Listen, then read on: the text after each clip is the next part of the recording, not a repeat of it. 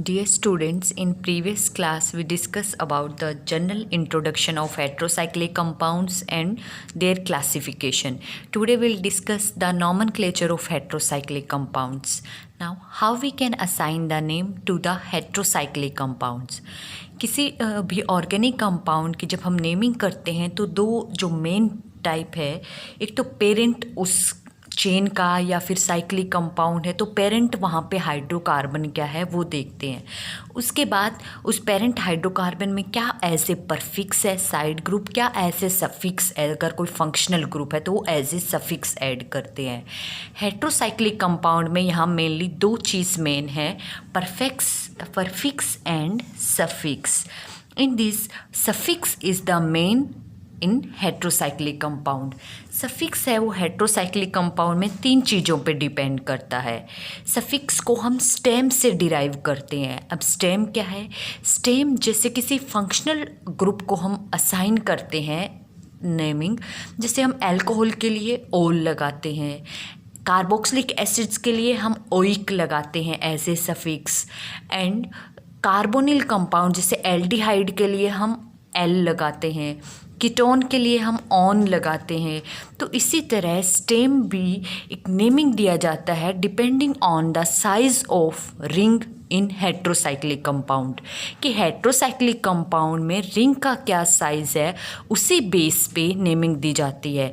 जैसे अगर ring 3 size की है 3 मेंबर्ड तो इर, अगर रिंग 4 मेंबर्ड की है तो 8, अगर 5 मेंबर्ड की है तो ओल, 6 मेंबर्ड है तो इन, 7 मेंबर्ड है तो एप। तो जिस तरह किस साइज़ की है रिंग हेट्रोसाइक्लिक कंपाउंड में उसी बेस पे स्टेम डिसाइड किया जाता है, और स्टेम से ही फिर सफिक्स डिराइव करते हैं। फर्दर सफिक्स है वो दो और चीज़ों पे डिपेंड करता है। फर्स्ट थिंग कि जो हेट्रोसाइक्लिक रिंग हमने साइज़ देख लिया कि वो 3 मेंबर्ड है, 4, 5 या 6 वॉटेवर, वो अनसेचुरेटेड है या फिर सेचुरेटेड है, इस चीज़ पे भी सफिक्स डिराइव करता है। एंड थर्ड थिंग कि जो हेट्रोसाइक्लिक कंपाउंड की रिंग है उसमें हेट्रो एटम नाइट्रोजन है या नहीं है। तो इन तीन चीज़ों से सफिक्स डिपेंड करता है, रिंग का साइज़, रिंग की नेचर वो सेचुरेटेड है या अनसेचुरेटेड, और रिंग में नाइट्रोजन एटम है वो है या नहीं है। तो सफिक्स को मेनली हम स्टेम से ही डिराइव करते हैं। तो सबसे पहले अगर रिंग साइज़ है वो 3 मेंबर्ड है और स्टेम यहाँ पे क्या है, ईर, तो ईर के केस में हम सफिक्स कैसे डिराइव करेंगे? सबसे पहले बात करते हैं हम जहाँ पे रिंग है वो कैसी हो, अनसेचुरेटेड रिंग। और अनसेचुरेटेड रिंग को भी दो कैटेगरी में डिवाइड कर लिया, एक हेट्रोसाइक्लिक रिंग ऐसी है जिसमें नाइट्रोजन एटम है और दूसरी जिसमें रिंग डजंट कंटेनिंग नाइट्रोजन। तो सफिक्स डिराइव करेंगे 3 मेंबर्ड रिंग के लिए, स्टेम क्या हो जाएगा, ईर। ईर के आगे अगर रिंग के पास नाइट्रोजन है तो INE लगा दो, इरीन। अगर नाइट्रोजन नहीं है तो ENE, इरीन। इनके इरीन एंड इरीन प्रोनाउंसिएशन में बहुत माइनर सा डिफरेंस है, स्पेलिंग्स में जस्ट यहाँ आई है और यहाँ ई है। तो heterocyclic compounds which containing 3 membered rings and having nitrogen atom और unsaturated ring, then we simply write irine, IRINE, और अगर doesn't containing ring then IRENA। Similarly अगर रिंग 4 मेंबर्ड है तो स्टेम क्या होगा, ईट स्टेम है। और उसके बाद हम सफिक्स डिराइव करेंगे, इस स्टेम से सफिक्स डिराइव करेंगे अनसेचुरेटेड रिंग के लिए। अगर नाइट्रोजन है तो ई लगा देंगे, ETE, ईट। अगर नाइट्रोजन नहीं है तो एज इट इज़ ही होगा, इट। 5 मेंबर्ड रिंग के लिए ओल स्टेम, अगर रिंग में नाइट्रोजन है और अनसेचुरेशन है तो OLE, यही सेम अगर नाइट्रोजन है या नहीं है। 5 मेंबर्ड के केस में सफिक्स क्या लगेगा, बोथ केसेस में OLE। सिमिलरली अगर रिंग है वो 6 मेंबर्ड है, 6 मेंबर्ड रिंग के लिए स्टेम क्या होगा, इन। अगर रिंग में नाइट्रोजन एटम है देन INE लगा देंगे सफिक्स में। अगर नाइट्रोजन एटम नहीं है तो सिंपल इन, ई नहीं होगा, सिंपल IN, जो जैसे कि स्टेम में होता है। अगर रिंग 7 मेंबर्ड है हेट्रोसाइक्लिक देन स्टेम क्या होगा, इप।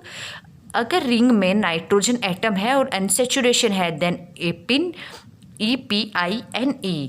अगर नाइट्रोजन नहीं है देन सिंपल एपिन EPIN। ई नहीं होगा, ई यहाँ पे होगा। तो ये ऐसे सफिक्स हम लगाएंगे on the basis of size of ring. Ring का साइज के बाद हम ये देखेंगे कि रिंग अनसेचुरेटेड है या सेचुरेटेड। अगर अनसेचुरेटेड है हम ये देखेंगे रिंग में नाइट्रोजन है या नहीं है। अगर नाइट्रोजन है तो ये सफिक्स लगाएंगे, अगर नाइट्रोजन नहीं है तो किसी पर्टिकुलर मेंबर्ड की रिंग के लिए ये सफिक्स होंगे। नेक्स्ट आता है परफिक्स। एक बार हमने सफिक्स डिराइव कर लिया तो उसके बाद हम परफिक्स उसके आगे लगा देंगे। परफिक्स डिपेंड करेगा कि वो हेट्रो एटम वहाँ पे क्या प्रेजेंट है, ऑक्सीजन है, नाइट्रोजन है, सल्फ़र है, फॉस्फोरस है या फिर बोरोन है। उसी बेसिस पे परफिक्स डिपेंड करेगा। अगर परफिक्स ऑक्सीजन हेट्रो एटम है, ऑक्सीजन है, तो ऑक्सीजन के लिए परफिक्स लगेगा ओक्सा, और ओक्सा के बाद सिंपल सफिक्स जो हमने डिराइव किया उस पर्टिकुलर हेट्रोसाइक्लिक कंपाउंड के लिए। सल्फ़र के लिए परफिक्स थाया, नाइट्रोजन के लिए एजा, फॉस्फोरस के लिए फोस्फा एंड बोरोन के लिए bora. So these are prefix for a particular और specific heteroatom. Now how we can assign the name to the heterocyclic compounds? So let us discuss some examples. This is 5-membered ring. तो सबसे पहले हम ring का size देखेंगे यहाँ पे. सो 5-membered ring है यहाँ पे. 5-membered रिंग के लिए हम सबसे पहले सफिक्स डिराइव करेंगे. सफिक्स है जो 5-membered के लिए वो स्टेम से डिराइव होगा. स्टेम में 5-membered के लिए क्या लगेगा? ओल. क्लियर है. अब हम ये देखेंगे रिंग सैचुरेटेड है या अनसैचुरेटेड. रिंग में मल्टीपल बॉन्ड है यानी कि डबल बॉन्ड है, तो रिंग कैसी है? अनसैचुरेटेड. अनसैचुरेटेड है और इसमें हेट्रो एटम नाइट्रोजन एटम है. तो हम 5-membered साइज के आगे 5-membered के आगे कौन सा कॉलम देखेंगे? Suffix unsaturated ring and ring containing nitrogen यानी कि OLE. तो सफिक्स क्या हो जाएगा हमारा यहाँ पे? ओल. तो हेयर सफिक्स विल बी ओल. अब सफिक्स तो ओल हो गया, बट परफिक्स क्या है इसके लिए? परफिक्स नाइट्रोजन एटम है, और नाइट्रोजन एटम अगर as a hetero atom present हो तो नाइट्रोजन के लिए क्या लगता है? यहाँ पे देखो एजा. तो यहाँ पे हम एजा प्लस ओल. जब हम नेमिंग्स परफिक्स और सफिक्स को ज्वाइन करते हैं तो यहाँ देखो एजा, यहाँ पे भी क्या आ गया है? एक तरह से वोवल, यहाँ पे भी वोवल. तो ऐसे केसेस में हम जो परफिक्स है, परफिक्स के जो लास्ट है उसको नेग्लेक्ट कर देते हैं. यानी कि हम सिंपल लिखेंगे एजा का एज प्लस ओल, यानी कि इस कंपाउंड का नेम क्या हो जाएगा? एजोल. ये IUPAC नेम है, और जो हमने प्रीवियस लेक्चर में मैंने बताया ये क्या है? पायरोल. पायरोल इसका कॉमन नेम, और IUPAC नॉमेनक्लेचर इसका क्या है? एजोल. सिमिलरली इस एग्जाम्पल की बात करते हैं. 5-membered रिंग है, अनसेचुरेटेड है, तो सफिक्स क्या हो जाएगा 5-membered के लिए?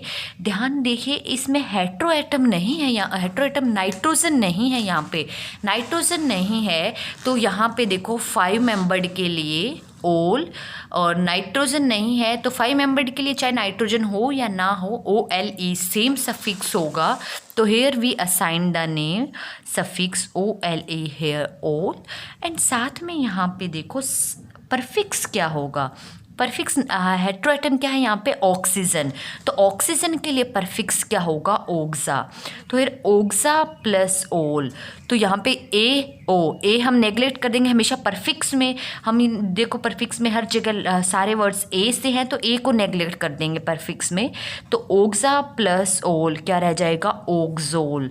तो this is the IUPAC name of this heterocyclic compounds, और इसका कॉमन नेम हमने क्या पढ़ा था? Furan. Similarly this next compound 5-membered ring है, अनसेचुरेशन है, तो सेम चीज़ नाइट्रोजन नहीं है यहाँ पे भी, तो ओल एज ए सफिक्स. और साथ में सल्फ़र है. सल्फ़र के लिए क्या रहेगा? सल्फ़र के लिए हेयर रह गया थाया. थाया वर्ड थाया प्लस ओल, तो क्या हो जाएगा? ए नेग्लेक्ट कर देंगे तो इसका कॉमन नेम हेयर क्या आ जाएगा? थायोल. IUPAC नॉमेनक्लेचर इसका थायोल है, और कॉमन नेम हमने क्या पढ़ा था लास्ट लेक्चर में? थायोफिन. क्लियर है. सिमिलरली नेक्स्ट ऑर्गेनिक कंपाउंड में 6-membered रिंग है। 6 मेंबर्ड रिंग का अगर हम सफिक्स देखें, सबसे पहले सफिक्स असाइन करेंगे हेयर फॉर 6 मेंबर्ड रिंग के लिए। 6 मेंबर्ड के लिए सफिक्स असाइन करने के लिए स्टेम देखेंगे इन। अब हम देखेंगे नाइट्रोजन है या नहीं है। रिंग कैसी है, मल्टीपल बॉन्ड है, अनसैचुरेटेड है, और हेट्रोएटम क्या है, नाइट्रोजन। तो 6 membered ring heteroatom nitrogen present है तो INE होगा। ध्यान देखना, सिंपल इन जहाँ पे नाइट्रोजन नहीं होगा, अगर नाइट्रोजन है तो INE। तो सफिक्स यहाँ पे क्या हो जाएगा हेयर इसका INE। प्लस में परफिक्स क्या है यहाँ पे, परफिक्स हेयर नाइट्रोजन एटम के लिए क्या लगेगा, एजा। तो एजा प्लस इन क्या हो जाएगा, यहाँ पे ए है वो ड्रॉप्ड आउट हो जाएगा हेयर। तो simple we can assign the name azine. So azine is the IUPAC name of this organic compound. और हमने जो पढ़ा था कॉमन नेम प्रीवियस लेक्चर में, वो क्या था, for 6 membered pyridine. Now next organic compound. अब यहाँ पे कुछ डिफरेंट रूल, यहाँ पे ऑर्गेनिक रिंग हेट्रोसाइक्लिक रिंग है। रिंग कितने मेंबर्ड की है, 1 2 3 4 5 मेंबर्ड, 5 मेंबर्ड है। और हम सफिक्स असाइन कर लेते हैं पहले। 5 मेंबर्ड में सफिक्स नाइट्रोजन है या नहीं है, एक हेट्रोएटम तो नाइट्रोजन है यहाँ पे। तो 5 मेंबर्ड चाहे नाइट्रोजन एटम के लिए हेयर दिस इज 5 मेंबर्ड, ओल स्टेम है और कंटेनिंग नाइट्रोजन, देन OLE। तो हेयर हमने सफिक्स लिख लिया है यहाँ पे OLE। क्लियर है। अब यहाँ पे परफिक्स हम कैसे असाइन करेंगे। अब आप इस ऑर्गेनिक कंपाउंड में देखो कि 2 हेट्रोएटम है, 2 हेट्रोएटम हो जहाँ हेट्रोसाइक्लिक कंपाउंड में, तो वहाँ सबसे पहले हम किसको असाइन करेंगे। तो अकॉर्डिंग टू 2 रूल है हमारे पास, उसी बेसिस पे हम इनको असाइन करेंगे। अगर दोनों हेट्रो एटम हमारे पास सेम ग्रुप के हो, सेम ग्रुप के इन द सेंस कि जैसे ऑक्सीजन फैमिली है, ऑक्सीजन वाला ग्रुप है, अगर दोनों मेंबर उसी ग्रुप से हो, जैसे एक ऑक्सीजन हो गया और एक सल्फर हो गया, तो उन केसेस में सेम ग्रुप के अगर हेट्रो एटम हो तो वहाँ पे जिसका लोएस्ट एटॉमिक नंबर होगा उसको हम प्रेफरेंस देंगे। जैसे ऑक्सीजन और सल्फर अगर दोनों एक ही रिंग में हो तो वहाँ हम लोवेस्ट किसका है, ऑक्सीजन का एज कम्पेयर टू सल्फर। तो ऑक्सीजन को पहले प्रायोरिटी देंगे और फिर सल्फर को लिखेंगे। क्लियर है। दूसरा रूल, अगर 2 हेट्रो एटम है और दोनों ही डिफरेंट ग्रुप के हैं, जैसे यहाँ पे है एक ऑक्सीजन फैमिली का है, एक नाइट्रोजन फैमिली का है, तो इस केसेस में दोनों में 2 डिफरेंट ग्रुप है, तो सबसे पहले प्रायोरिटी हम हायर ग्रुप के मेंबर को देंगे। नाइट्रोजन वाला पहले आ जाता है, ऑक्सीजन वाला बाद में आता है, हायर ग्रुप का मेंबर है। तो एज कम्पेयर टू नाइट्रोजन यहाँ हम प्रायोरिटी किसको देंगे, ऑक्सीजन को देंगे। तो जब भी ऐसे कंपाउंड में हम नेमिंग असाइन करते हैं तो नेमिंग में दोनों डिफरेंट ग्रुप के हैं, ऑक्सीजन और नाइट्रोजन। नाइट्रोजन है वो लोवेस्ट ग्रुप का है, ऑक्सीजन हाईएस्ट ग्रुप है एज कम्पेयर टू नाइट्रोजन दोनों में। तो नेमिंग हम पहले इसको देंगे 1 2 3 4 5। तो सबसे पहले परफिक्स हम किसको लगाएंगे, ऑक्सीजन के लिए। तो पहला परफिक्स होगा ओक्सा और दूसरा परफिक्स नाइट्रोजन के लिए कौन सा होगा है, नाइट्रोजन के लिए एजा। तो अब देखो कंबाइन, यहाँ पे इन दोनों में ए आ रहा है, एक ए ड्रॉप कर दे, हम ए के लिखें तो ओक्सा, और यहाँ पे ए इस वाले को ए और ओ दोनों आ रहे हैं तो हमें परफिक्स के ए को ड्रॉप आउट करना है, उसके वोवल को। तो हेयर क्या हो जाएगा, ओक्साजोल। तो this oxazole is the IUPAC name of this organic compound. Clear है। Similarly we can assign the IUPAC name to this compound. Compound कैसा है, 5 मेंबर्ड है, नाइट्रोजन एटम है, तो सफिक्स सिंपली क्या हो जाएगा, ओल। अब परफिक्स की बात आती है, परफिक्स क्या है, यहाँ पे सल्फर और नाइट्रोजन दोनों है, दोनों यहाँ पे क्या है, डिफरेंट ग्रुप के है, डिफरेंट ग्रुप के है, बट सल्फर क्या है, हायर ग्रुप का मेंबर है, तो यहाँ पे भी सल्फर को प्रायोरिटी मिलेगी एज कम्पेयर टू नाइट्रोजन। तो सल्फर वाला परफिक्स हम पहले लगाएंगे थाया, प्लस में नाइट्रोजन के लिए एजा। अगर कंबाइन करके पूरा लिखेंगे तो थाया का ए ड्रॉप आउट हो जाएगा, थाया एजा का ये लास्ट वाला ए ड्रॉप हो जाएगा। तो सिंपली इसका कॉमन नेम क्या हो जाएगा इस ऑर्गेनिक कंपाउंड्स का? We can assign the thiazole.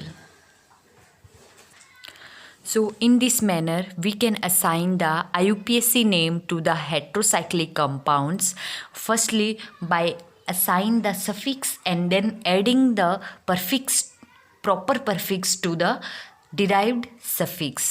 Now derivatives of heterocyclic compounds. heterocyclic के derivatives क्या होते हैं? हेट्रोसाइक्लिक कंपाउंड्स के डेरिवेटिव्स की नेमिंग हमें कैसे करनी है? डेरिवेटिव्स का मतलब है, ये तो सिंपल हमने ड्रॉ कर रखे हैं, वो नॉर्मल और बेसिक हेट्रोसाइक्लिक कंपाउंड है। अगर इनके साथ साइड ग्रुप में कुछ लगा हुआ हो, मे बी कोई अल्काइल ग्रुप या फिर अराइल ग्रुप लगा हो यहाँ पोजिशंस पे, तो उन्हें बोलेंगे हम डेरिवेटिव्स ऑफ हेट्रोसाइक्लिक कंपाउंड्स। तो उनकी नेमिंग हम कैसे असाइन करेंगे? उनकी नेमिंग असाइन करने के लिए सबसे पहले हमें नंबरिंग असाइन करनी पड़ेगी। और नंबरिंग असाइन करते वक्त हमें ये ध्यान रखना है कि हेट्रोसाइक्लिक कंपाउंड में हेट्रो एटम को सबसे लीस्ट नंबर मिलना चाहिए।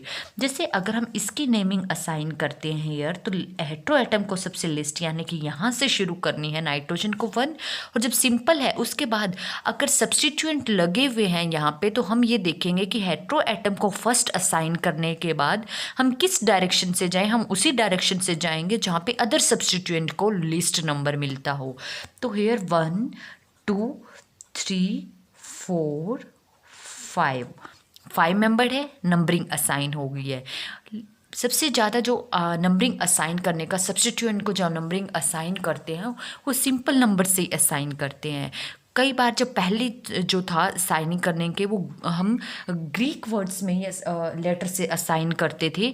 जैसे अब यहाँ से बात करें, अगर हम ये दोनों पोजीशन की, ये दोनों पोजीशन नाइट्रोजन से इधर से भी 2 पे है, इधर से भी 2 पे है, तो इन दोनों को सिमिलर पोजीशन है, तो इन दोनों को हम असाइन कर सकते हैं। ये क्या है? अल्फा पोजीशन है हेयर। दूसरी, अगर हम इधर से चले तो भी ये थर्ड पोजीशन, इधर से चले तो ये थर्ड, तो ये दोनों सिमिलर पोजीशन है विद रिस्पेक्ट टू नाइट्रोजन। तो इन दोनों पोजीशन को क्या असाइन कर दिया? Beta with respect to this hetero atom. तो हम ग्रीक लेटर से भी असाइन कर सकते हैं, बट मोस्ट पॉपुलर है कि हम सिंपल नंबर से असाइन करें 1 2 3 4 5। सिमिलरली अगर 6 मेंबर्ड की बात आती है तो असाइन कहाँ से करेंगे? हेट्रो एटम से 1 2, जरूरी नहीं है 2 इधर से ही करना है। अगर मान लो यहाँ कोई सब्स्टिट्यूएंट लगा हुआ है तो हम इधर से करेंगे। पहला हमारा मेन एम है कि हम हेट्रो एटम को नंबरिंग दे सबसे लिस्ट, और फिर उसके बाद उसी डायरेक्शन में चलेंगे जहाँ पे सब्स्टिट्यूएंट को जो साइड ग्रुप लगे हुए हैं उनको लिस्ट मिले। तो ये तो जनरल केस बता रही हूँ, 1 2 3 4 5 6, ये तो सिंपल नंबर से असाइन कर दिया। अगर हमें ग्रीक से करना है तो नाइट्रोजन के जस्ट साथ वाली ये बिल्कुल सिमिलर पोजीशन है सेकंड, तो here we assign by Greek letter alpha with respect to nitrogen in case of pyridine, and these 3 and 5 ये क्या है? दोनों इधर से चलें तो इधर से ये भी 3, ये भी 3, so these are beta with respect to this nitrogen atom in pyridine, और ये क्या है? Simple fourth position. ऐसे यहाँ पे क्विनोलिन के केस में जब नंबरिंग असाइन करेंगे तो फर्स्ट किसको मिलेगी? हेट्रो एटम नाइट्रोजन को यहाँ पे, सेकंड इस कार्बन को थर्ड, हेयर फोर्थ, यहाँ पे फिफ्थ, हेयर्स यहाँ पे सिक्स्थ, यहाँ पे सेवंथ, हेयर यहाँ 8, उसके बाद यहाँ पे 9 एंड हेयर 10। तो इस तरह से हम क्विनोलिन की नंबरिंग असाइन करेंगे। तो हेट्रोसाइक्लिक कंपाउंड्स में जब भी हम नंबरिंग असाइन करते हैं, सबसे पहले हमने ये देखा है कि हेट्रो एटम को सबसे लिस्ट नंबर मिलना चाहिए, लेकिन इसमें सिर्फ और सिर्फ एक हेट्रोसाइक्लिक कंपाउंड ऐसा है जो एक्सेप्शन है, केस है आइसोक्विनोलिन। आइसोक्विनोलिन ऐसा ऑर्गेनिक कंपाउंड्स है जहाँ पे नाइट्रोजन एटम को लिस्ट नहीं मिल रहा है, बल्कि इसकी नंबरिंग यहाँ इस कार्बन से स्टार्ट होती है, नाइट्रोजन को सेकेंड मिलता है, that is 2, 3 4 and 5 6 7 8, after that 9 and यहाँ 10। क्लियर है? तो इन दिस मैनर हम नोमेनक्लेचर असाइन कर सकते हैं to the heterocyclic compounds. Next है chemical properties of heterocyclic compound. Heterocyclic compounds की प्रॉपर्टीज़ है वो एलिफेटिक या फिर किससे रिजेंबल करेगी, एलिफेटिक कंपाउंड से करेगी या फिर एरोमेटिक कंपाउंड से रिजेंबल करती है, इसमें जो कितना अनसेचुरेशन है किस हेट्रोसाइक्लिक कंपाउंड्स में, हेट्रोसाइक्लिक कंपाउंड में अनसेचुरेशन है तो कौन ऐसे एरोमेटिक बिहेव कर रहे हैं, कौन ऐसे एलिफेटिक बिहेव कर रहे हैं, अगर एरोमेटिक बिहेव कर रहे हैं तो कितनी एरोमेटिसिटी है, यानी किस परसेंट से, क्या वो बेंजीन रिंग से ज़्यादा एरोमेटिक है या फिर उनका एरोमेटिक कैरेक्टर है वो बेंजीन रिंग से लेस है। तो वो सब हम नेक्स्ट लेक्चर में डिस्कस करेंगे। Thank you.